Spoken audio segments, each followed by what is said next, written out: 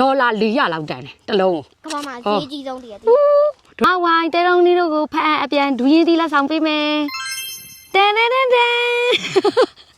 ဘေဘီပိုင်းပဲတော့တွေ့ဘူးရဲ့ဘေဘီဒူးရင်းသီးမမြင်ဘူးကြဘူးမလား။ဒီမှာတီတီလေးဒါလေးတက်လာတကယ်တမ်းကြာလေတမျောပိုကောင်းတယ်လေတိုက်လို့လေသူကလေဟိုကျွေးကုန်တာပေါ့နော်နှုတော့လေသိရမလားအဲ့လိုလေကျွေးကုန်တာဒီအောက်တင်မှာဆိုတကယ်ဒူးရင်းသီးတယ်မှကြည့်။အိုးအထဲမှာပြုတ်ထိုးနေတာပဲတွေ့လား။အကုန်လုံးတွဲပြီးတော့ဒီလိုချီထားရတယ်နောက်မှသာဆိုရင်လေဟွာဖြစ်မှာ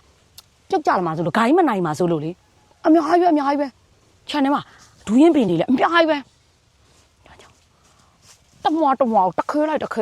မမဝိုင်ဆဆပြရတယ်လေဒူးရင်သီးပေါ်ချင်းဆိုဆဆပြရအဲ့လိုမျိုးလက်ကြီးတဆုပ်စာလောက်ကြီး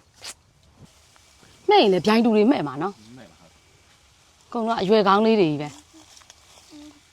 အေးပေါ်လေတိုင်ကြွေချင်းစရာဟေးရှေ့မှာဒါကြီးကဘာကြီးတုံးဘာတီးတုံးတကယ်ပဲဟေးဘာတီးလဲလို့တော့မေးယူရတယ်နော်အဲ့ဒါဘာတီးလို့ထင်ကြလေ ကျပန်းရောင်အောက်ကကျအစိမ်း3ယောက်ချေသားမသိဘူးအပေါ်က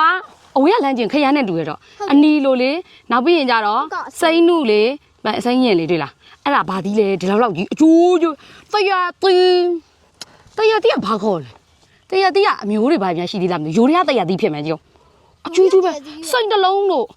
အကြီးဆုံးတရားတီးအောင်မအဲ့လိုမကြည့်ဘူးနော်ဘာသာများငါမောက်ကကြရှေ့လေး तू ကကြတော့ဒီလိုမျိုးကြီးအလုံးကြီးကိတ်တာ तू ကကြအကိတ်ပန်းတီးဆိုင်လိုမျိုးနော်ဝေးရကြီးပန်းတီးလို့ထင်းနေတာဟိုးမာရောပဲမအဲ့လိုတွဲလဲလေးဟိုးရှိမှာတွေ့လားဒီလိုမျိုးတီးရတွေ့လားကျမ်းပြင်းနေဆိုမကြောရှက်တောင်ထိုးနေပြီအသေးတလုံးကိုကြောအိုးမိုင်လေးနဲ့နေရပဲဟိမမဝိုင်လက်ကိုကြုံဒီလိုမျိုးကြီးကွာဘလူကြီးတော့ကြီးလိုက်တဲ့အသေးတစ်ခါမှမတွေ့ဘူးတော့မမဝိုင်လက်နေတော့